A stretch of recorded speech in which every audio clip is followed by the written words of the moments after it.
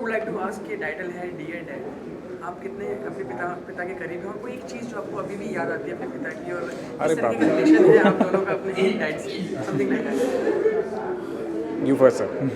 Of course, who isn't close to his father? My father is no more, but I remember so many things about my father, but I can't forget one thing. जब मैं मेरे father के business में उनको help करता था, तो हमारी ट्रेड मैगज़ीन निकलती है फिल्म इंफॉर्मेशन, तो कभी कभी रिएक्शन आता था लोगों से, अगर कुछ कॉम्प्लीमेंट्री या बहुत अच्छी चीज़ नहीं लिखी हो तो फिर वो सामने वाला जिसके बारे में लिखी है वो बिगड़ जाता था।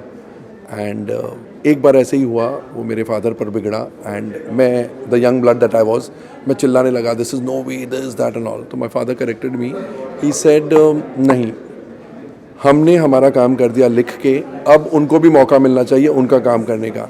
We did not think before writing, why will he think before speaking. We spoke the truth, we wrote the truth, but let him went out his anger. रोकना हमारा काम नहीं है, जितना जल्दी वो अपना गुस्सा जाहिर करे उतना बेहतर है, ताकि he will not bad mouth us. He needs an outlet and we must give him full chance, full opportunity. तो मेरे ख्याल से वो मैं कभी लाइफ में नहीं भूलूंगा, because it shows that we must use our, मतलब हम अगर जर्नलिस्ट है तो बहुत रिस्पॉन्सिबिलिटी है हमारे ऊपर, एंड अगर हमारे पास हक है कुछ लिखने का तो सामने वाले के पास हक है कुछ हमें बोलने का या कुछ सुनाने का। वो ग्रज नहीं कर सकते, और अगर वो ग्रज करना है तो फिर जर्नलिस्ट, आप जर्नलिस्ट नहीं बन सकते। सेम क्वेश्चन, एक Uh, same question. Well, I have a lot of things that I can speak about my dad. I'm very close to my father, and he's one of the reasons I'm part of the industry. He's really pushed me to pursue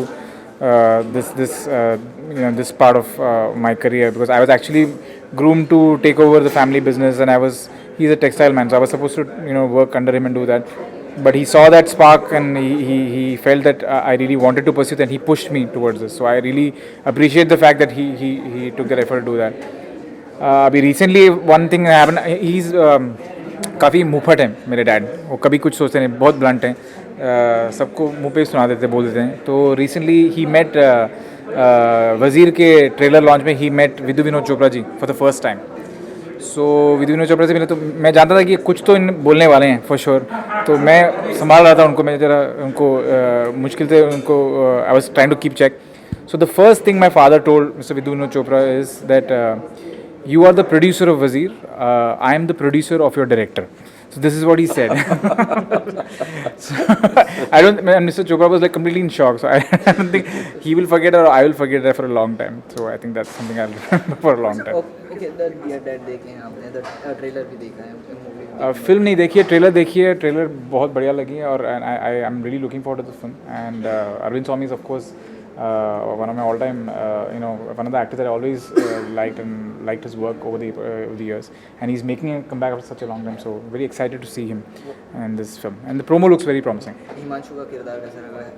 He is first time doing the movie, I think. Who the boy, right? boy, yeah. Well, like I said, in the promo जितना हम लोग देख सकते हैं, जितना जज कर सकते हैं, I think the film will do justice. So एक बार फिल्म देखेंगे तो we'll be in a better position to talk about it. Sir want ask you, क्योंकि टाइटल है डियर डैड, कोई भी आपकी, क्योंकि आपने ये फिल्म नहीं देखी सर, आपने भी नहीं देखी है, तो भी सर कोई फिल्म याद आती हो जो बहुत सुंदर तरीके से दर्शाई गई हो पिता और पुत्र के संबंधों को लेकर? कोई भी फिल्म नहीं है? बहुत सारी हैं। मेरे को बहुत सारी है, लेकिन इमीडिएटली जब आप सवाल पूछ रहे हैं मुझे एक रिश्ता द बॉन्ड ऑफ लव याद आती है, अमिताभ बच्चन और अक्षय कुमार की। One of the few films जिसमें अक्षय कुमार जब रोए थे मुझे अच्छा लगा था, नहीं तो अक्षय कुमार जब रोते हैं तो थोड़ा अटपटा लगता है। He can't cry very well, but in that film I like the way he cried. Amitabh Bachchan तो of course is an all time great actor, लेकिन वो फिल्म मुझे इसलिए याद आई बिकॉज अक्षय कुमार जब रोए थे एक्चुअली ऑडियंस को रुलाया था उन्होंने। सर व्हाट अबाउट वक्त, मूवी वही combination?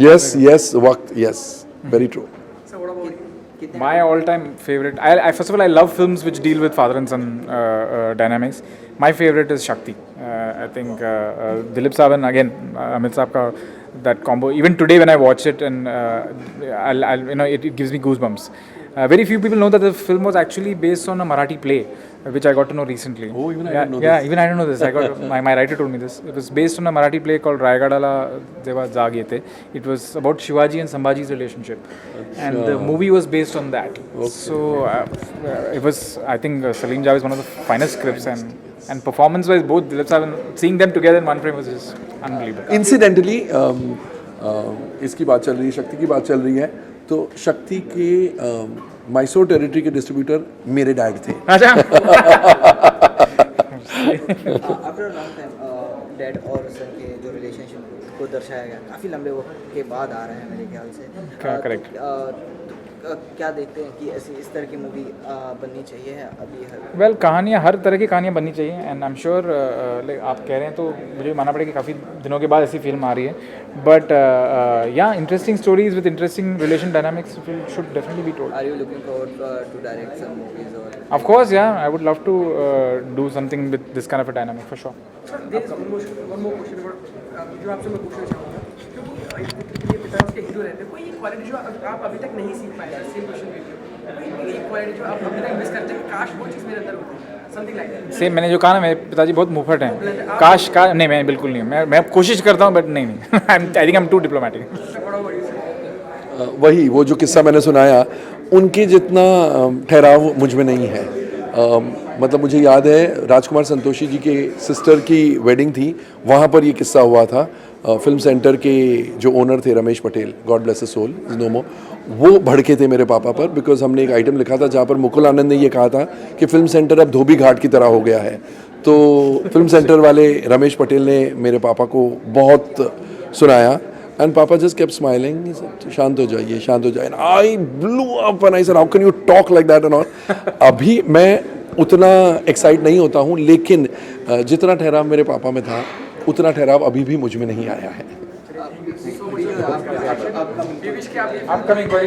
I'm sure we will. I'm sure.